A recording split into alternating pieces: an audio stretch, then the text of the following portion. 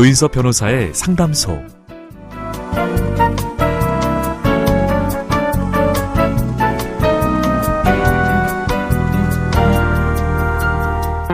오래된 시골집 나무 기둥에서 동그란 점박이 무늬를 보신 적 있으신가요? 그걸 바로 옹이라고 하는데요.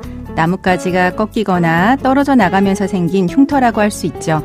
옹이가 단단히 박힌 나무는 쉽게 갈라지거나 뒤틀리지 않아서 주로 건물의 대들보나 기둥으로 쓰인다고 합니다. 사람도 그렇지 않을까요? 오늘의 좌절과 시련이 내일을 버티는 힘이 돼줄 겁니다. 조인섭 변호사의 상담소, 지금 바로 문을 열겠습니다.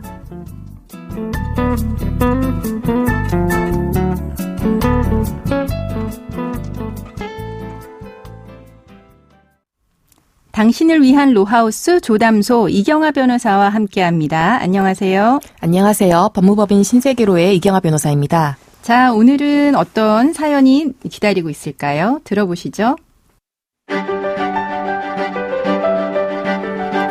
남편은 3남 2녀 중 장남이고 저보다 3살이 어립니다. 제가 연상이라 그런지 시어머니는 결혼 전부터 저를 못마땅히 여기셨습니다. 그런데도 저는 신혼 때부터 시아버지 명의의 집에서 시부모님을 모시면서 살았습니다. 결혼 8년 차에 접어들었을 무렵이었습니다. 시아버지께서 저희 부부를 부르시더니 함께 살아줘서 고맙다면서 퇴직금 1억 원을 남편에게 전부 주셨습니다. 그리고 그로부터 2년 뒤에 치매 판명을 받으셨죠. 정성으로 시아버지를 돌봤지만 증상은 점점 안 좋아지셨습니다. 설상가상으로 남편이 졸음운전을 하다가 교통사고로 세상을 떠났습니다. 세상이 무너지는 것 같았지만 8살, 3살 된 어린 딸들을 봐서라도 정신을 차려야 했습니다. 시어머니는 저를 볼 때마다 남편을 잡아먹었다고 제 팔자가 사나워서 당신의 아들이 그렇게 됐다면서 원망을 하셨습니다. 그런 어머니가 야속했지만 아들을 잃은 괴로움 때문이거니 생각하고 속으로 묵묵히 참아 넘겼습니다. 그런데 남편의 장례를 치른 지 반년 정도 지났을 때 시아버지가 돌아가셨습니다. 장례식을 치르자마자 시어머니는 기다렸다는 듯이 저에게 딸 둘을 데리고 나가서 살라고 하시더라고요. 저는 딸이 너무 어려서 그저 버티고 있었는데 시어머니와 남편의 형제 자매가 제기한 상속재산 분할 심판 소장을 받았습니다. 소장에는 저와 딸들의 상속분 산정액이 시어머니와 남편의 형제 자매보다 훨씬 더 적게 산정이 되어 있었습니다. 그 이유는 남편이 생전에 시아버지로부터 퇴직금 1억 원을 받았었기 때문이라고 합니다. 저는 어떻게 해야 하는 걸까요? 이대로 쫓겨나게 되는 건가요? 네, 상속에 관한 사연인데요. 우선 사연자분과 딸들도 시아버지의 상속인이 될 수 있는지부터 짚어봐야 하겠습니다. 네, 사연자분과 사연자의 따님분들도 고인이 되신 시아버지의 상속인에 포함됩니다. 예. 우리 민법은 대습상속을 인정하고 있는데 네. 민법 제1001조에서 상속인이 될 직계비속 또는 형제자매가 상속 개시 전에 사망한 경우에 네. 그 직계비속이 있는 때에는 그 직계비속이 사망하거나 결격된 자의 순위에 가름하여 상속인이 된다고 정하고 있고 제1003조 제2항에서 배우자도 대습상속인에 포함시키고 있습니다. 네, 이걸 좀 풀어서 설명을 해주시죠. 간단히 설명드리자면 만약 시아버님이 먼저 돌아가시고 남편이 돌아가셨다면 남편분께서 먼저 시아버님의 재산을 상속받은 후 사연자분과 따님분들께서 남편분의 재산을 상속받으실 수 있으셨겠죠. 네, 보통은 그렇게 되죠. 그런데 이 사건 같은 경우 남편분이 먼저 돌아가시고 그 다음 시아버님이 돌아가셨습니다. 네. 만약 대습상속이 인정되지 않는다면 사연자분께서는 시아버님의 직계비속인 시아주버님, 시누이들과 배우자인 시어머님에게 상속순위가 밀리게 됩니다. 만약에 그렇게 되면요. 네, 남편분과 시아버님의 사망 순서라는 우연하고 임의적인 사정 때문에 상속인 여부가 결정된다면 형평에 반하기 때문에 이러한 것을 방지하려는 취지에서 우리 민법은 대습상속을 인정하고 있다고 볼 수 있습니다. 네. 사연자분과 따님분들은 피대습자인 남편분을 가름하여 시아버님의 공동상속인이 되십니다. 네, 그렇군요. 근데 이런 상황에서 남편이 시아버지에게 1억을 받았다라고 하는 부분이 있습니다. 이미 받은 1억 원, 이게 사연자분이 상속을 받을 때 불리하게 작용이 되나요? 아마 상속재산 분할 심판을 청구한 시어머니와 시아주버님, 시누이들께서 남편분께서 생전에 시아버지로부터 받은 1억 원이 생전 증여로서 특별수익에 해당한다고 주장하는 것으로 보입니다. 네. 우리 대법원은 피대습인이 대습 원인의 발생 전에 피상속인으로부터 받은 생전 증여는 대습 상속인의 특별수익으로 보고 있습니다. 네, 말이 어려우니까 좀 쉽게 풀어서 설명해 주세요. 쉽게 말씀드리자면 남편분께서 사망하시기 전에 시아버지로부터 받은 퇴직금 1억 원은 대습 상속인인 사연자분과 따님분들의 특별수익으로 간주될 수 있는 것입니다. 네, 우선 그러면 특별수익이라고 하는 것도 설명을 해 주세요. 네, 우리 민법은 제1008조에서 특별수익에 관한 규정을 두고 있는데 공동상속인 중에 피상속인으로부터 재산의 증여 또는 유증을 받은 자가 있는 경우에 그 수중 재산이 자기의 상속분에 달하지 못한 때에는 그 부족한 부분의 한도에서 상속분이 있다고 정하고 있습니다.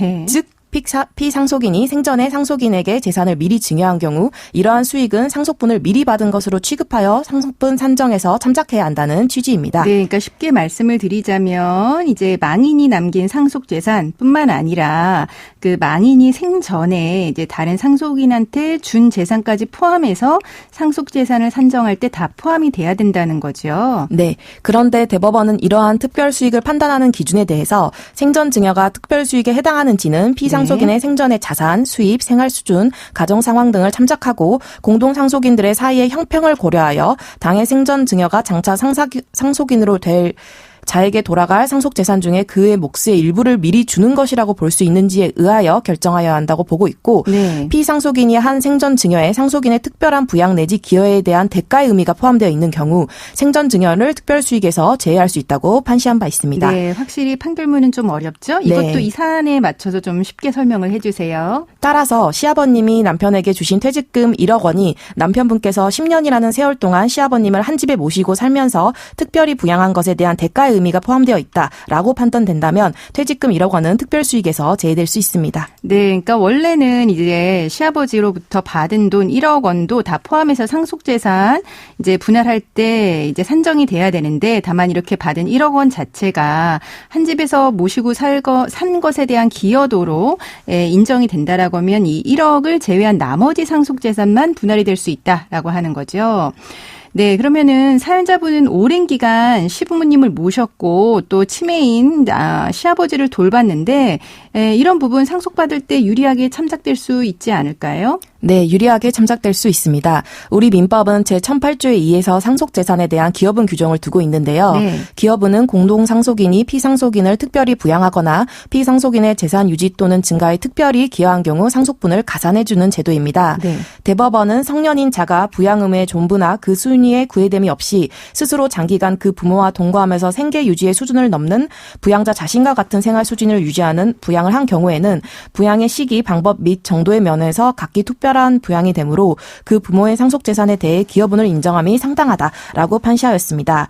사연자분 같은 경우 남편분의 상속분을 가름해서 받는 것이기 때문에 남편분이 생전에 10년 이상 시아버님을 같은 집에서 모시고 살았고 특히 시아버님이 치매에 걸린 이후에도 남편분께서 간병하며 계속 모시고 살았다. 이런 점을 잘 피력하신다면 특별부양으로서 기여분을 인정받을 수 있을 것으로 보입니다. 네, 그리고 마지막으로 사연자분의 딸들이 아직 어립니다. 상속분 중에 일부 양육비로 혹시 받을 수 있을까요? 우리 민법은 제921조 제1항에서 법정 대리인 친권자와 그 자 사이에 이에 상반되는 행위를 함에는 친권자는 법원에 그 자의 특별 대리인의 선임을 청구해야 한다고 규정하고 있습니다.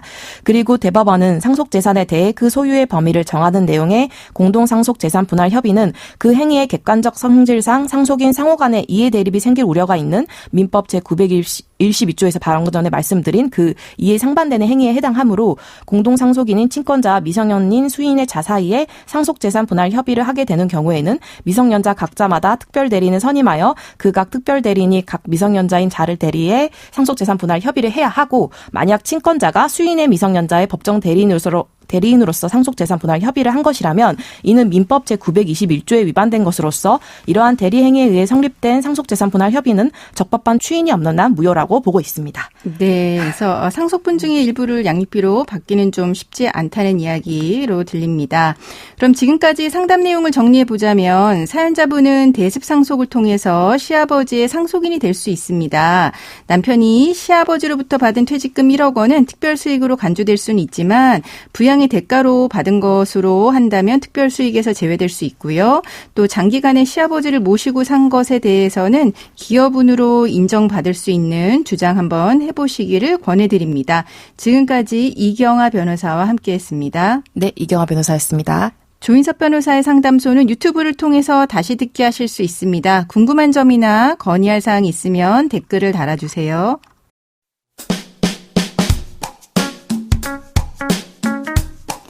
알아두면 쓸데있는 법률 이야기 알쓸법 시간입니다. 독일에서 있었던 일입니다. 어느 공장 노동자 A씨가 바지는 빨간색만 입어야 한다는 회사의 복장 규정을 어겼다가 해고가 됐습니다. 일하다가 큰 사고가 있었던 것도 아니고 단지 복장 규정을 어긴 일로 해고라니 그 노동자는 해고가 부당하다면서 법원에 소송을 냈는데요. 어떤 판결이 나왔을까요?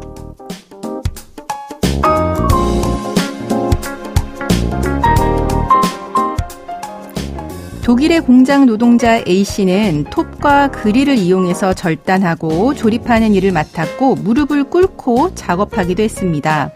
회사는 작업용 복장 규정을 두고 기능성 작업복을 제공했는데요.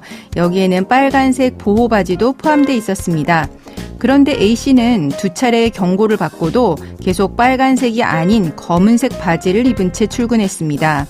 이에 대해서 회사는 지난해 11월 고용관계를 해지한다고 통보했고 A씨는 해고가 부당하다면서 법원에 소송을 냈는데요. 하지만 법원은 회사가 작업용 바지 색상을 지시할 권한이 있다라고 하면서 회사에 손을 들어줬습니다. 재판부는 지게차가 오가는 구역에서 일하는 만큼 회사가 눈에 띄는 색상으로 빨간색을 선택할 수 있다라고 하면서 빨간색은 다른 구역 근무자에게도 가시성을 높인다고 원고인 A씨 패소 판결을 내린 겁니다. 조인섭 변호사의 상담소 조담소는 언제나 당신과 함께합니다. 끝곡으로 이정의 내일해 들려드리면서 저는 이만 인사드립니다. 지금까지 로이어 조인섭이었습니다.